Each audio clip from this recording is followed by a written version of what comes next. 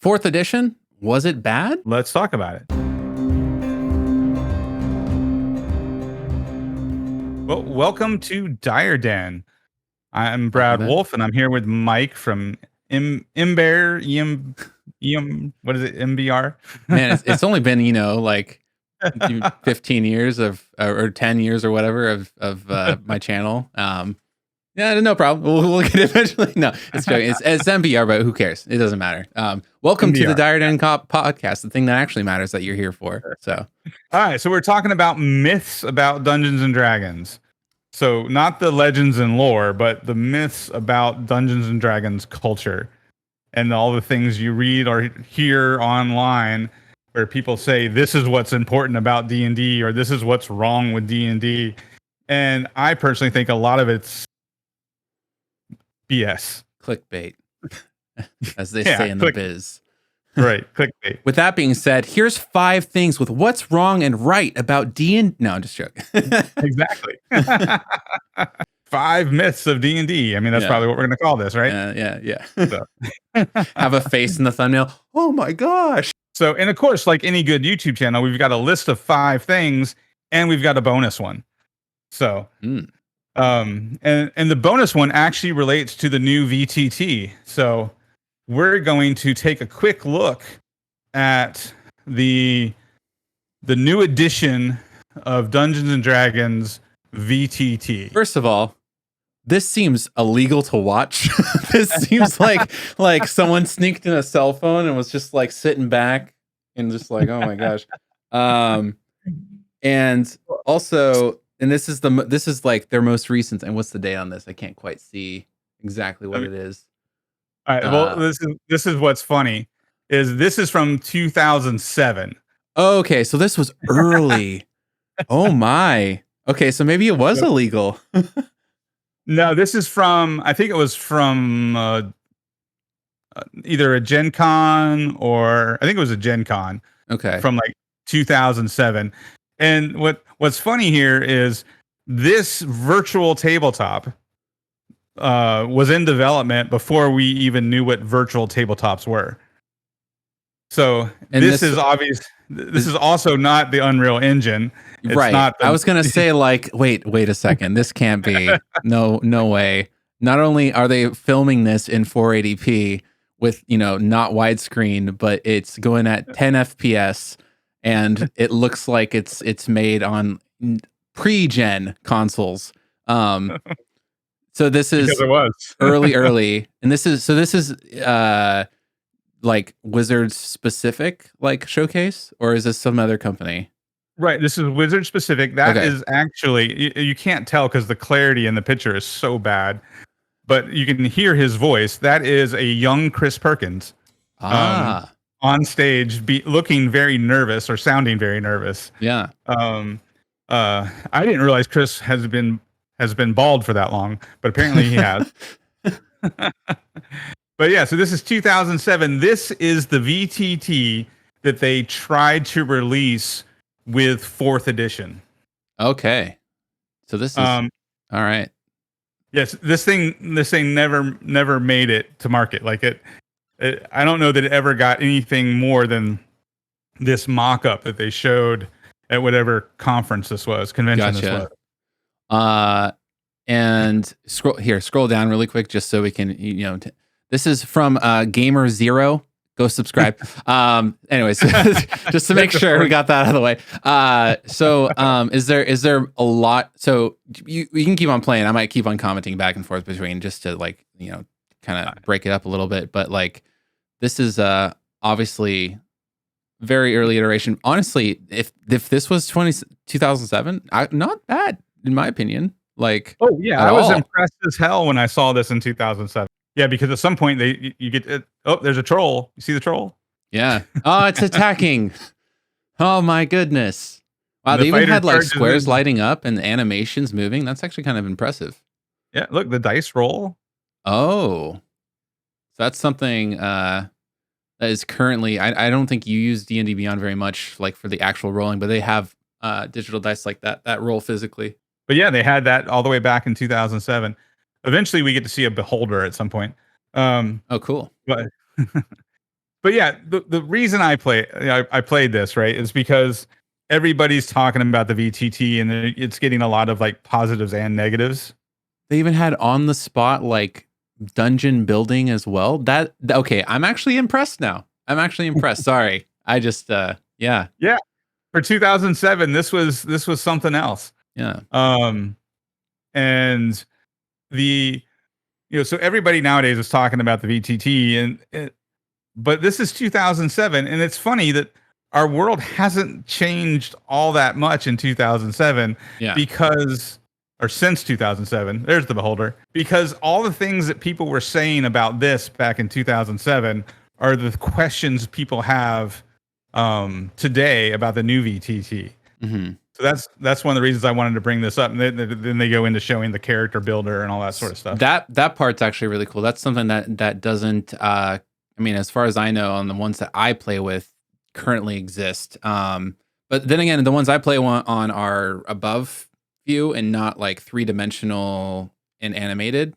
Whereas like if you use, what is it, Tailspire, and I think there's some other ones that are more in-depth 3D gaming that probably do have a customizer like that. Super cool. And I think I feel like you told me this actually, that you'll be able to, or maybe someone else did, you'll be able to import the and maybe I'm fibbing, maybe I'm totally wrong, but if I'm not, or if I am, then they should make it a thing. You could import Hero Forge mini blueprints, whatever they're called, into the new tabletop that is going to be coming out. Yeah, I have heard that, and I want to say I heard that from a Wizards video or some source from Wizards. I'm pretty sure I remember hearing that. But yeah, so but like I said, I just think it's funny that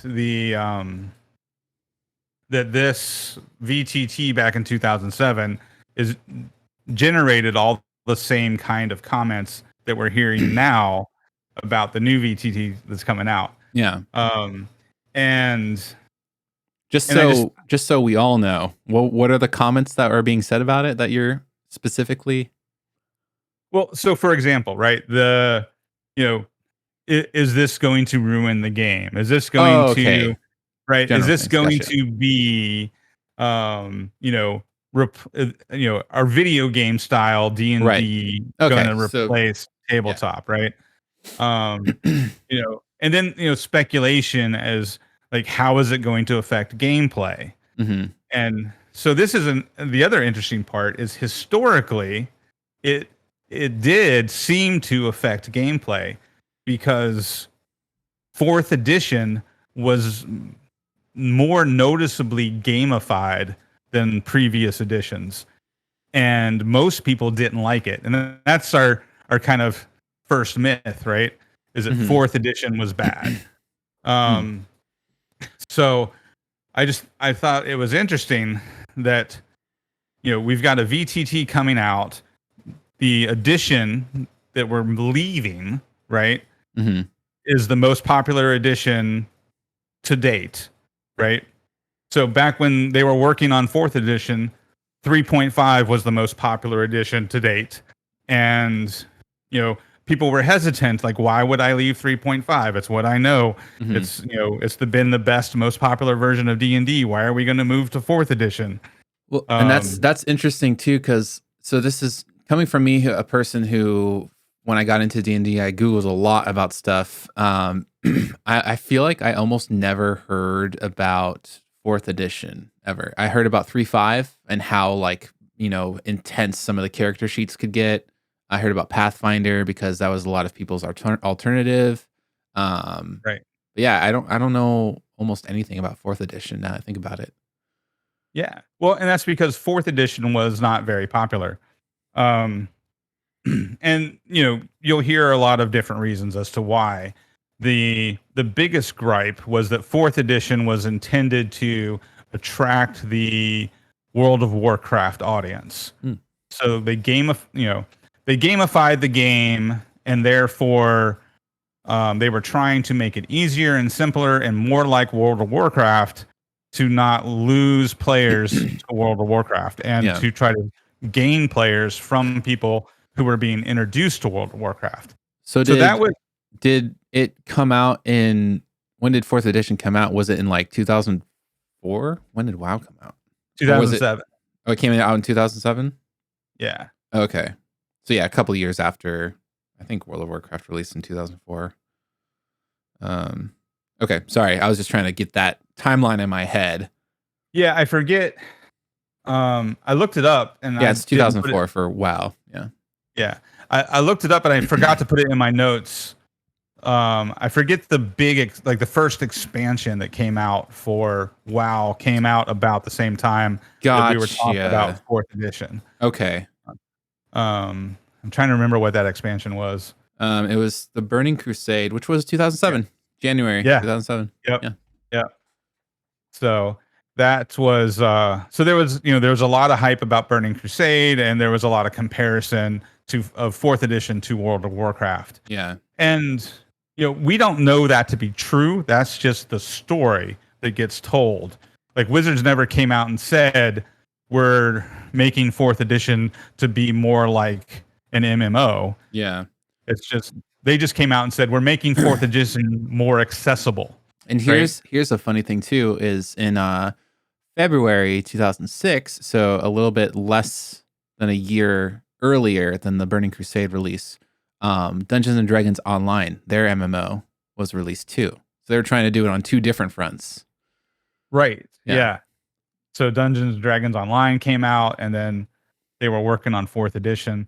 Now, like I said, we don't know for sure that that's actually what Wizards of the Coast intended. Yeah. Like I said, what they said was they're trying to make it more accessible, right? One of my personal theories, my personal take on all this, is the biggest criticism of both 2nd edition and 3rd edition is that the game balance was bad. And one thing that was really good about 4th edition was the game balance and the monster design. But that was my biggest complaint, that while I appreciated how well balanced it was, the system didn't make it feel different between characters. So it had a power system instead of like a class ability system. Well, it was, essentially they were class abilities, but they called it powers. So you had your at will powers, right? Which were like your fighting abilities and your cantrips that you could do all the time. And then you had encounter powers that you could only do once per encounter. And you had daily powers that you could only do once a day. Yeah. So there was no, in this edition, there was no like long rests and stuff? Well, there weren't short rests necessarily, because you didn't need the short rests because you had encounter powers that worked once per encounter. Gotcha. So that eliminated any need for a short rest between encounters, because you automatically refresh your encounter powers as soon as you finish the encounter. So there was no verisimilitude to that, though. There was no in-game explanation for why these powers refresh, every so many minutes, right? So that created a very well-balanced game, because sorcerers, fighters, clerics, they all had a list of powers, and it was pretty easy to know how to play each class because every class had powers. But it didn't make it feel very different. So you play a campaign as a fighter and then you switch to a sorcerer, they still kind of felt the same because all you're doing is using powers. Gotcha. Right? There was a little less like flavor. It seems like. Right. There wasn't a real difference between the mechanics from each class. So there was nothing to reinforce that a fighter fights differently than a wizard. Gotcha. If that makes sense. Yeah.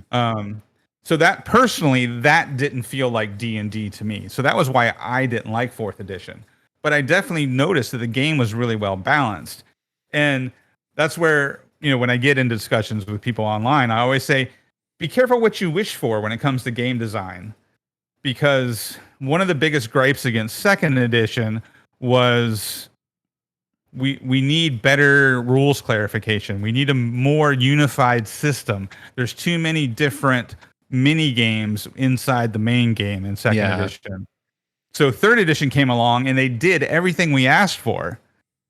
But it created this very rules heavy game because they thought out almost every possible scenario and created rules for it. So we got exactly what we asked for. We got a more unified system, which was great. And we also got a lot of rules clarification, which meant we got a lot more rules. and then everybody, found ways to break the rules, right? Or bend the rules, combine the rules to min-max their character, to optimize their character. And then we all cried out for game balance. We need better game balance. And then we got fourth edition, and it was really well balanced, but it didn't feel like D&D. Yeah. Yeah, it's always hard to balance things. Like, I mean in game, sure, but I mean like for a design of something as well. And as far as like content goes, or this can span across any style. Like you can talk about this with YouTube, you can talk about this with movies and music and anything that people enjoyment is interpreted. If you try to please everybody, it'll be hard to please anyone. And that might be a pitfall that they tried to get into eventually. I don't know, but that was just my first thought, is like, it's really hard to, oh, okay, you want this, I'll switch it over to this. Oh, these people are mad, we'll switch it back over to this. Oh, these people are mad, we'll switch it back. It's like, you can't help everyone. Yeah. Right. You're exactly right. And that's really the biggest criticism of Dungeons and Dragons as a whole, is that it's good at everything, but it's not great at anything. Yeah. You can definitely pick genre specific role playing games, and they do that genre of role play way better than D&D does. Mm-hmm. But that's because the game mechanics are specifically designed to make the game feel a certain way, where Dungeons and Dragons is designed to be a more catch-all system. So that's our first myth. This is the bonus one. We're going to get into the actual 5 now. All right. But I thought it would be fun to kind of like throw a little bit of history in there and remind everybody that this whole VTT thing, we survived it once before. We're going to survive it again. So once again, thanks for watching. Don't forget to like, subscribe, throw your comments down below. Let us know how wrong we are, how right we are, or how crazy we are. And what you want us to talk about next. Thanks again for watching. Later.